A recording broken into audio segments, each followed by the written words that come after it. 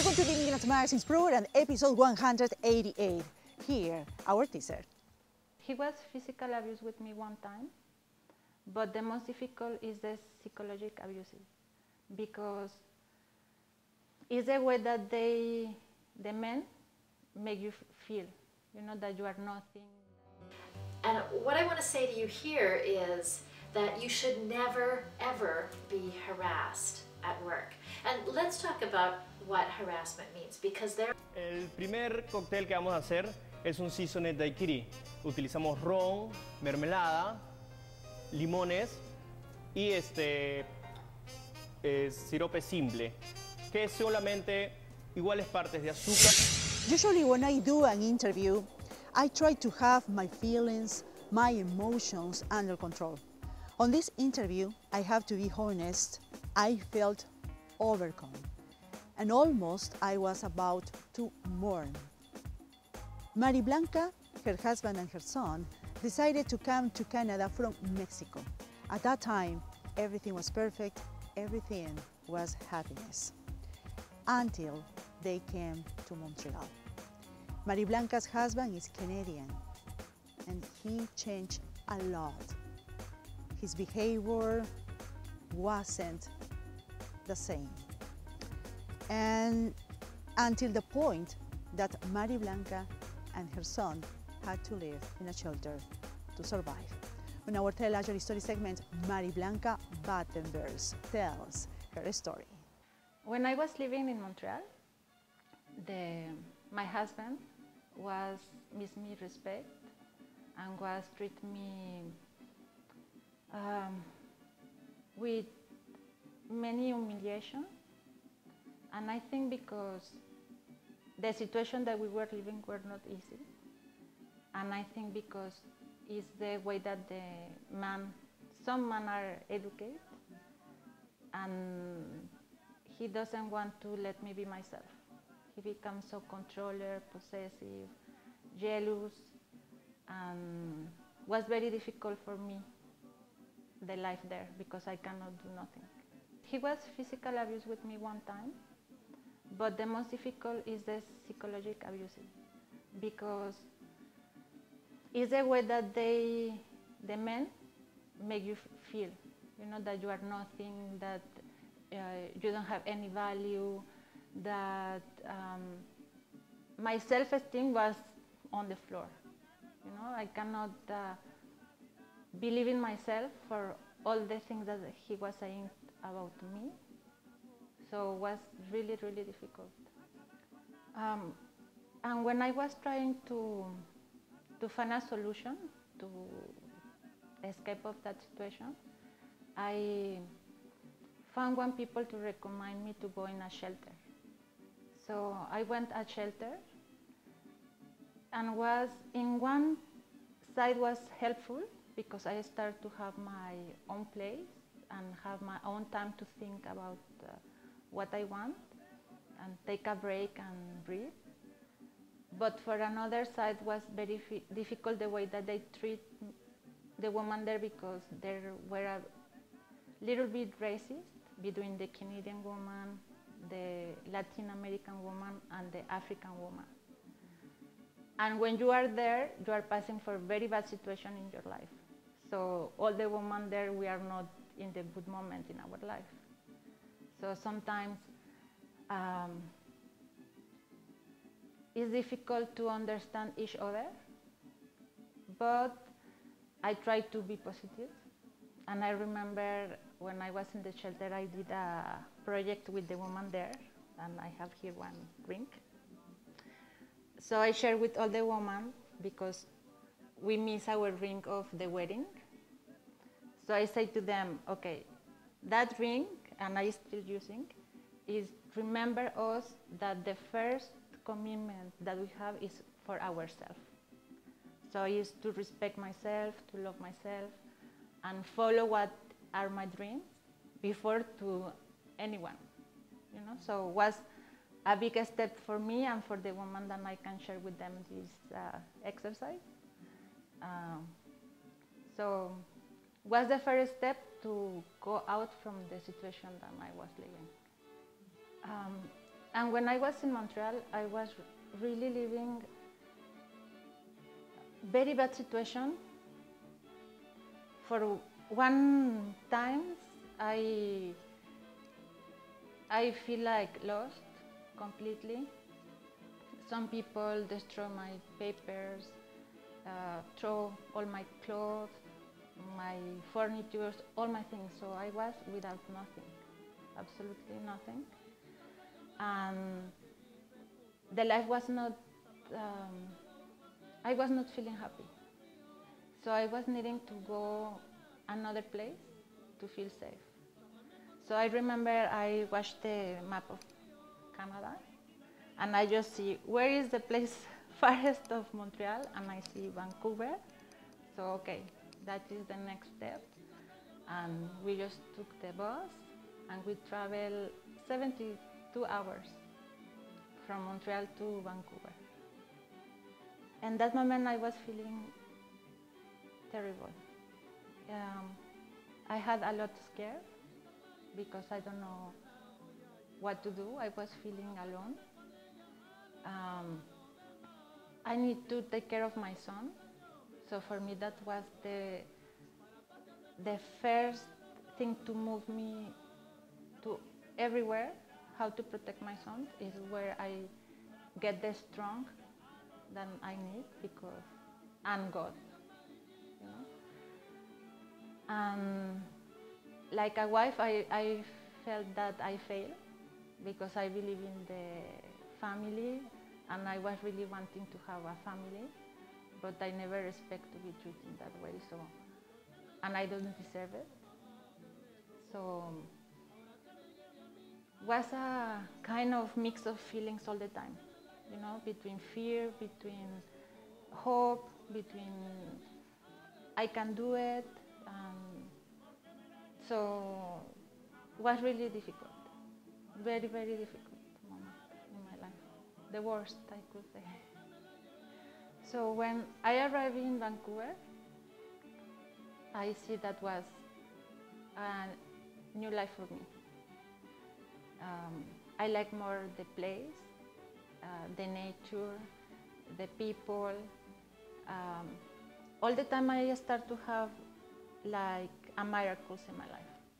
So I was living bad moments, but I always keep the hope and the thinking that something good will happen all the time. And I still having that feeling, you know.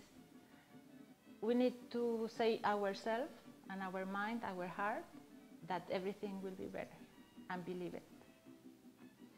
So when I arrived in Vancouver, thanks God I found people to help me to have a place where to live, to help me to get some therapies, to start to believe again in myself. And we're in one country in Canada that they really help the woman. They believe in the rights that we have like women. So they always try to empower ourselves and always bring us in the path to start again our life. So I was very lucky to be here in Canada. You know, for one way, was very bad experience, but I was lucky to be here and have all the support of the Canadian government and all the things that they provide for the woman. That is different in another country. And what I start to do is little change every day, you know. So, for example, I start to read about one doctor, Emoto, that he said that the water and the molecule of the water, if you talk with them in different way, they change.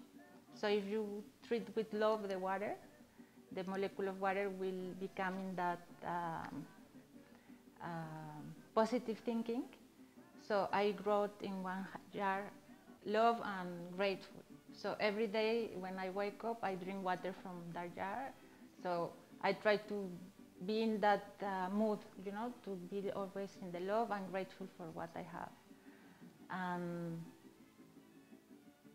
Things, a small thing that changed my mood in every day. And later, I start to look for some activities because I don't want to feel isolated. You know, I need to talk with people, I need to do things to make me feel alive. And in that looking, in that searching, I found a neighborhood house, and they provide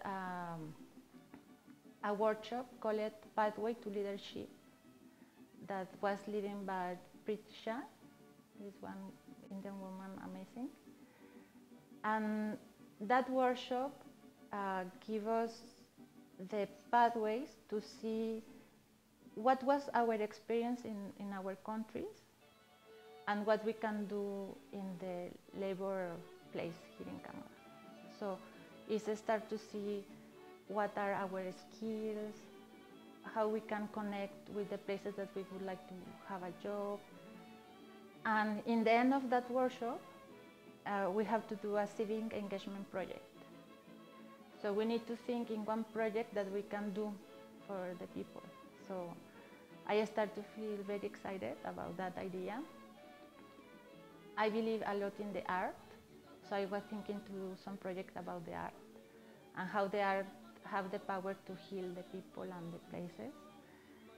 So looking some projects, I found another woman that wanted to do the same kind of project, and we did a project called Inclusion Art Project.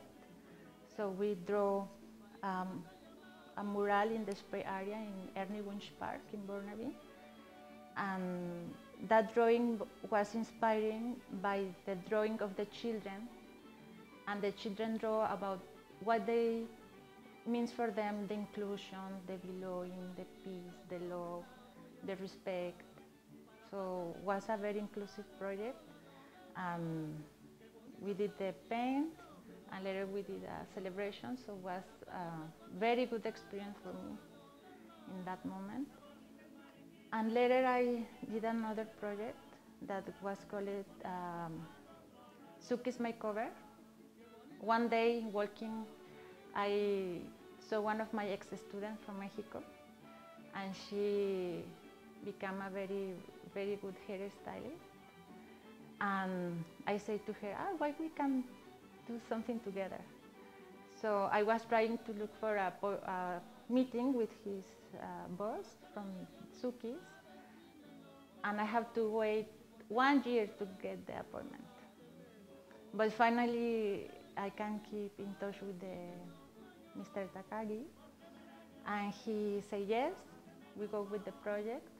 So we start to do the makeover for 10 women, and later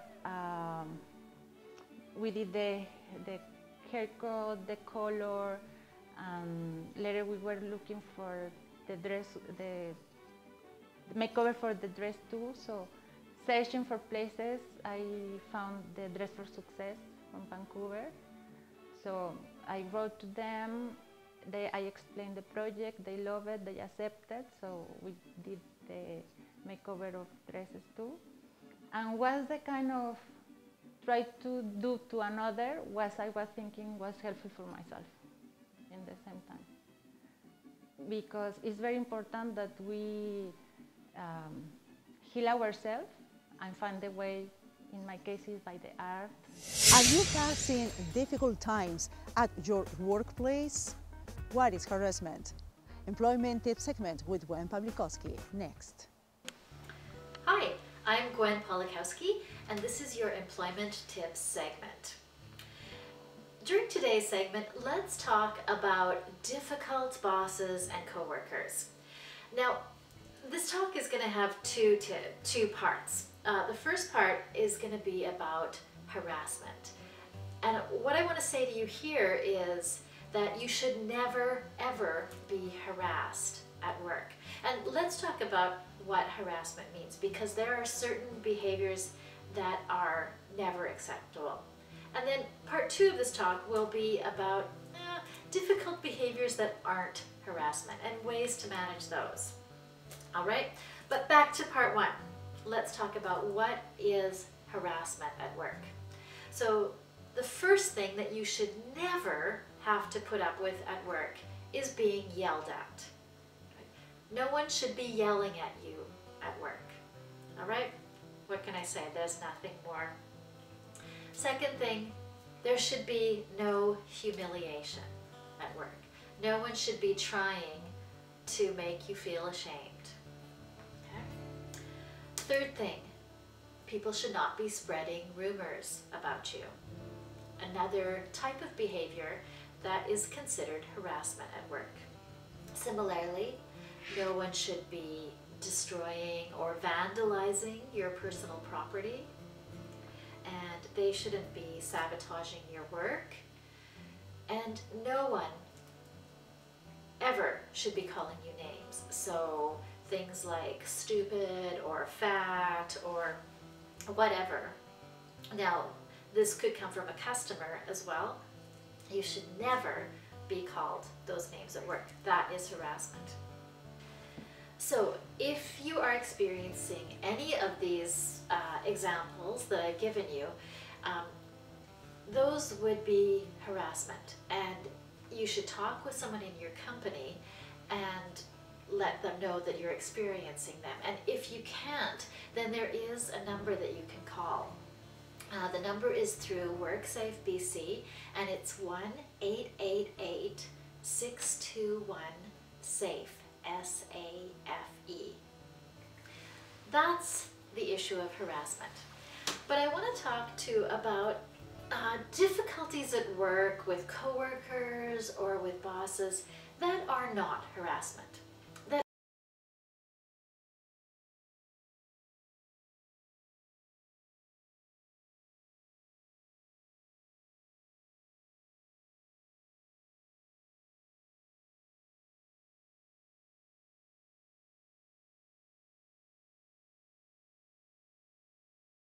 Ask you today is to think about those things that you find hard to deal with and just be a tiny bit understanding, because what your boss or your coworker might be demonstrating could be a result of some trauma that they experienced earlier in their lives. Now, it doesn't have to be a really terrible trauma. The difficulties shape us, right? If we've been fired in a previous job, then our behavior afterward tends to be compensating for that earlier firing. So for anyone who's been fired, often we are trying so hard to be perfect in the next job. That can drive our coworkers a little bit into frustration if we're always trying to be perfect. And there are other things, right? Maybe a coworker that you have has been through some trauma as a child from living in a very, very poor situation, and that person might be extremely careful with money. That's compensation. They are just kind of dealing with that earlier difficulty. And they will probably get a little bit more moderated in their behavior as you get to know them. But in the meantime, it might be hard for you. It might be irritating. What I want to ask you is to just be a little bit patient and a little bit kind with these people, and understand that whatever odd or difficult behavior they're exhibiting, now it will probably become less the more that they get to know you and the more that you develop a trusting relationship with them. Work has the capacity, I think, to heal us, and having good relationships at work is very, very good for us as we grow and develop as people. And if we can just show a little bit of kindness and patience with the people who are exhibiting these irritating or annoying behaviors, if we can do that, we can sometimes help them to overcome that difficulty that they've had earlier on. So a little kindness goes a long way in the workplace. So if a coworker or a boss is kind of grating on you, take a deep breath and try to give them a little bit of space for compensation for a trauma that you might know nothing about. I'm Gwen Pawlikowski, and this has been your Employment Tips segment. Thanks for watching. Valentine's Day is closer than you think. Let's get something special, something different at home. Always to make cocktails is a good choice. Cocktails Lessons with Renzo, next. ¿Cómo están, amigos? Mi nombre es Renzo Bermudez. Conmigo aprenderán a hacer recetas fáciles y divertidas para que sorprendas a tus invitados. Acompáñenme en este segmento International Flavors para The Immigrant Magazine. El primer cóctel que vamos a hacer es un seasoned daikiri. Utilizamos ron, mermelada, limones y sirope simple, que es solamente iguales partes de azúcar que por agua, reducidos en 750 mililitros si es que llegan a tener pues 2 litros, 1 kilo de azúcar por 1 kilo de agua, ¿no? Es muy fácil de hacer. Cogemos el ron, vamos a poner 60 mililitros o 2 onzas.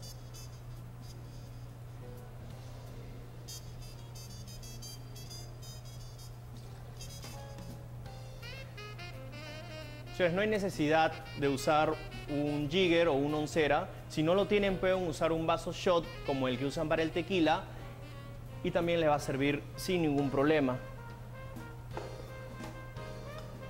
Tenemos acá una mermelada.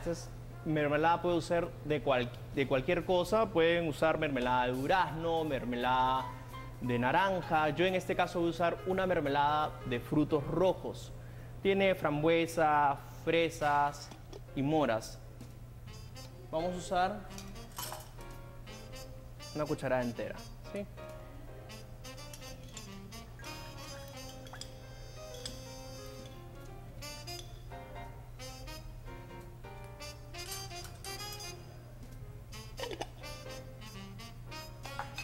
Seguido vamos a exprimir unos limones. Siempre los limones deben estar lo más frescos posibles.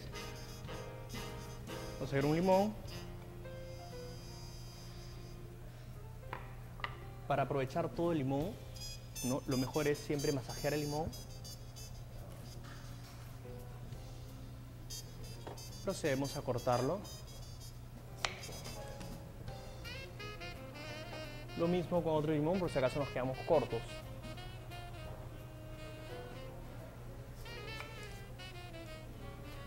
De esto vamos a usar 1 onza. Es decir, la mitad de lo que usamos para el ron, o 30 mililitros.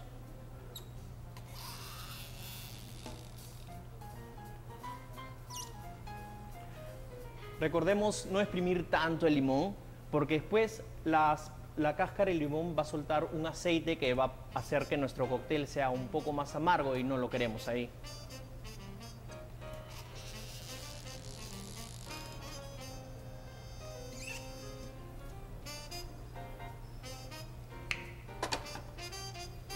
Quedamos así, justo en 1 onza. Ahora usamos sirope simple. Con el sirope simple podemos usar, si usamos 1 onza de limón, 20 mililitros, para evitar que sea muy dulce el cóctel, porque ya estamos usando mermelada.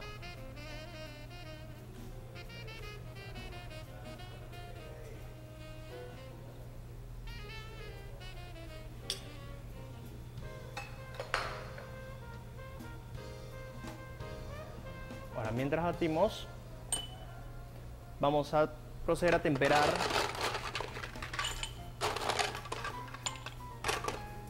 La copa. Es muy importante que la copa esté fría antes de vertir el cóctel adentro, ya que de esa forma nuestro cóctel se va a mantener más tiempo helado y no va a refrescar mucho más.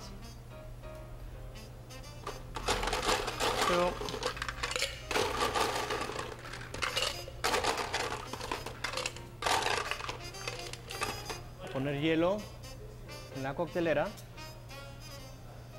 Y no se preocupen si es que no tiene coctelera.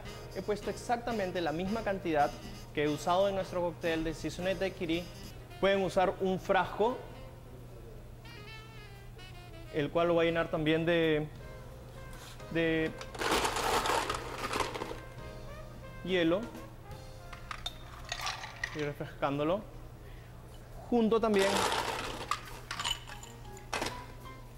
con su copa. Is your story similar to Mari Blanca's? Do you suffer mistreatment from your husband and you don't know what to do? Fortunately, here in Vancouver, we have a lot of organizations that can help you. We're on Facebook and on Twitter. I am Fabiola Palomino, your host. Problemas de relaciones interpersonales, separación, divorcio, problemas con niños, adolescentes y adultos. Soy la doctora Yolanda Montoya, soy Clinical Counselor y mi teléfono es el 604-861-1071.